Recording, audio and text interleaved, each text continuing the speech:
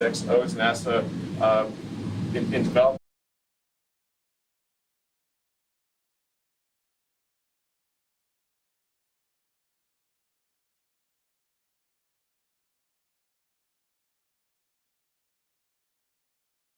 Although the rocket technology that we built our rockets on was developed by NASA over many decades, and we without that, SpaceX would not have been possible. And shortly after our first success, NASA gave us a critical contract to resupply the space station with cargo, and that was also fundamental to SpaceX's success. And without NASA support, SpaceX wouldn't be here. So thank you. Well, it was long before my time, but I'd like to thank NASA. Yeah, thank the United States of America for supporting this really amazing opportunity. Well, we have now learned the events surrounding Elon Musk's decision to start SpaceX. Let's meet some of the astronauts that will be launching on Commercial Crew. Yes. But that was in 2001 when all of that kind of started materializing and you started having these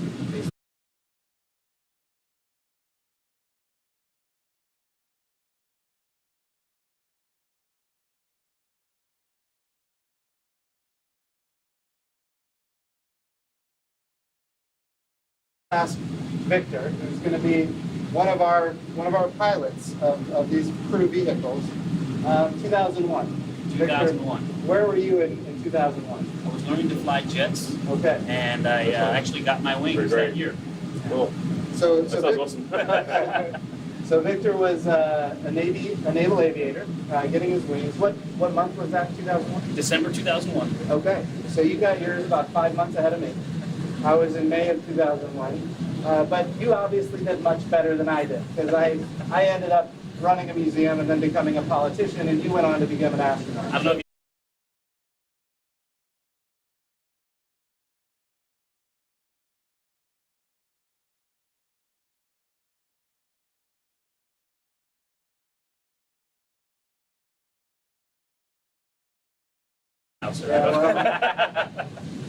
My job is much easier than yours. I can tell you that. Of course, we're so proud of all of our astronauts. You guys have all made your whole country proud. Bob, how about you? Can you remember maybe 2001 where you might have been at that time? I can. Back in 2001, I was an astronaut candidate. I started in the office back in 2000 in the summer, July.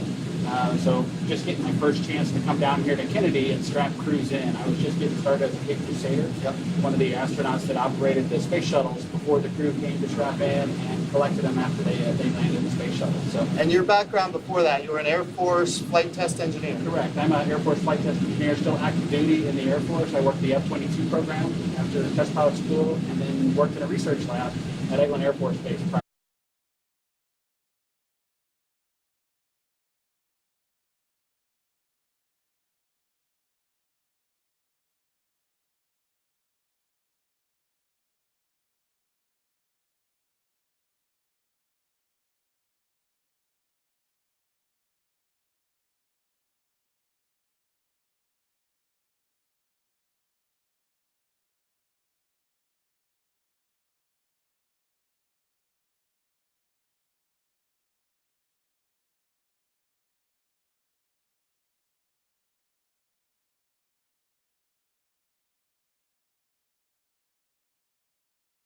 To that. So it's amazing to think about where every Base on the moon and build a city on Mars and ultimately go to other star systems. We got to have inspiring images, things that really, have a strong emotional effect, just like make you feel. So Doug, tell me, tonight's test flight, what are some of the things that we're going to be looking for? What are, as somebody who's going to be on this, the crew flight, what are some of the things you're going to be looking for? It's just kind of an end-to-end test for the system. So we just want to see the teams work through, all the way through to launch, ascent, and then we've got to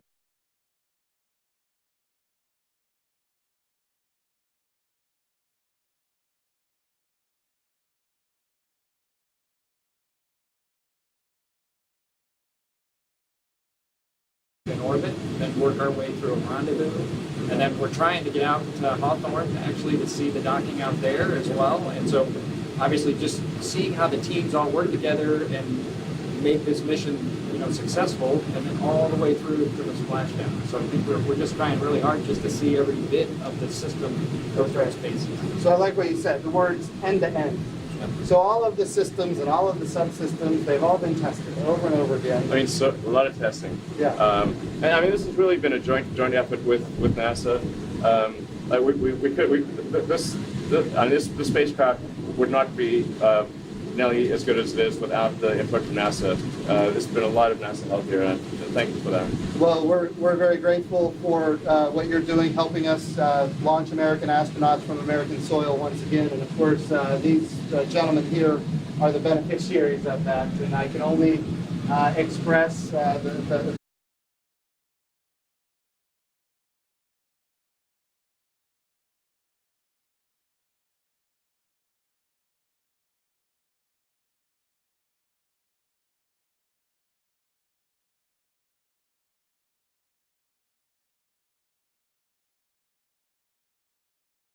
the best that I can, how proud all of America is with who you are and what you've done and what you represent. The entire world is going to see us launching again to the International Space Station. And this time when we do it, it's different. In fact, NASA is a customer.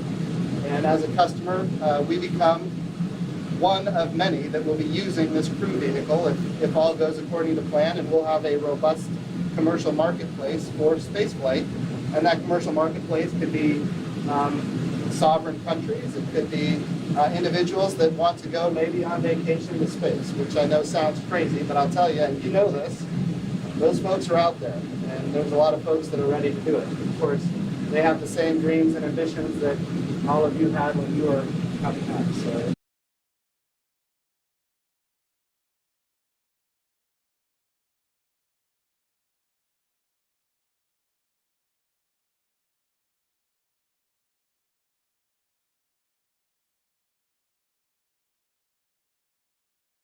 Yeah. I think this is a good step. It really is getting people back in orbit. Yeah. Yeah, it's a step towards, like, ultimately. I mean, what I really want to see is, permanent base on the moon, permanently occupied human base on the moon, and us building a city on Mars. That's like, if I can see the beginning of that before I die, I'll die happy. Well, the president's first space policy directive to me was go to the moon, and the word in there is sustainably. So how do we go? We don't want to recreate the Apollo program. Exactly. We don't want to leave flags and footprints and not go back. We want to go and we want to stay. And this time, that means landers, Yes. rovers, robots, and humans Yeah. in a sustainable return.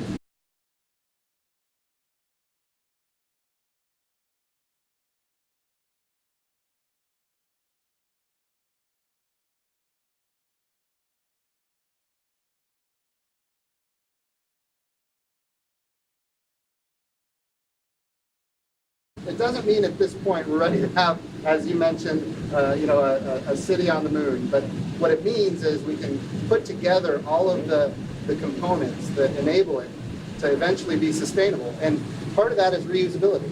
Tell me. Reusability is fundamental.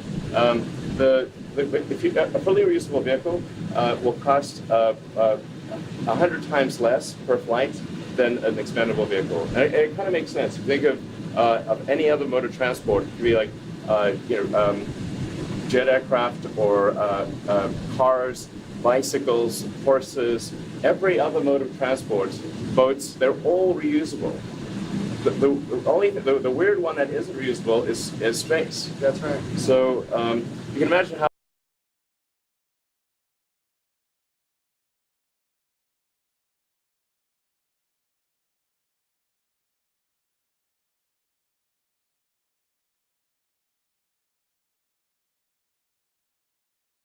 expensive it would be if every time you flew in a jet that you had to get a new jet, Right. as opposed to refuel the jet. It would be insanely expensive to fly a jet if it was single use. There wouldn't be anybody flying. No, exactly. It would be like a few research flights at extreme expense, and that's all the flying that would occur. So the absolutely fundamental breakthrough that's needed is a fully reusable orbit class rocket and spaceship system. and it needs to be fully and rapidly reusable. So the cost of reuse must be very low, and it must be able to have a high flight rate. Right. And that's the fundamental breakthrough needed for humanity to become a multi-planet species. And I think one of the key enablers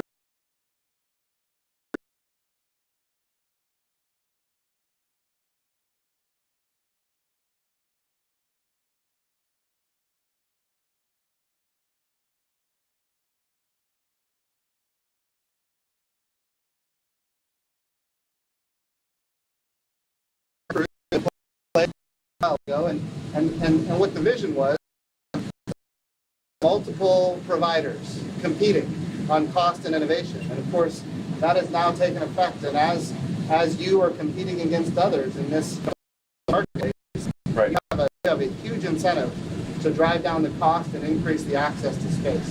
And that's materializing here on this Crew Dragon that we're going to see launched tonight. Yeah, I don't care all about money at all. But I do care about us becoming a space-faring civilization. If we don't achieve full and rapid reusability, it will not happen. That's the only reason I actually want it at all. Awesome. Thank you.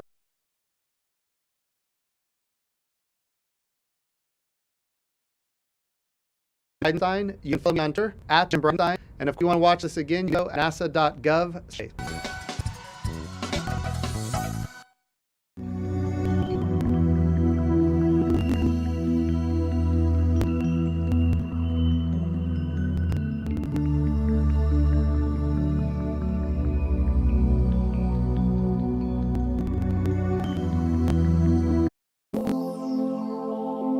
Three, two, one.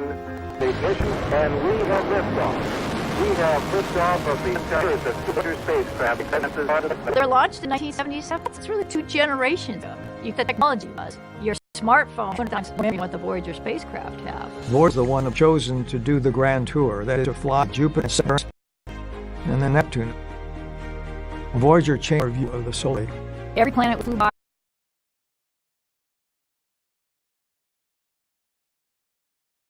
Moving forward for this long time, really engineering to make this happen. It's exciting in interstellar space and to keep all the instruments on. Voyager 2 is becoming interstellar. One thing about the journey is it's bringing new things because it's going where it's been before, and they will continue that journey for orbit to serve the galaxy.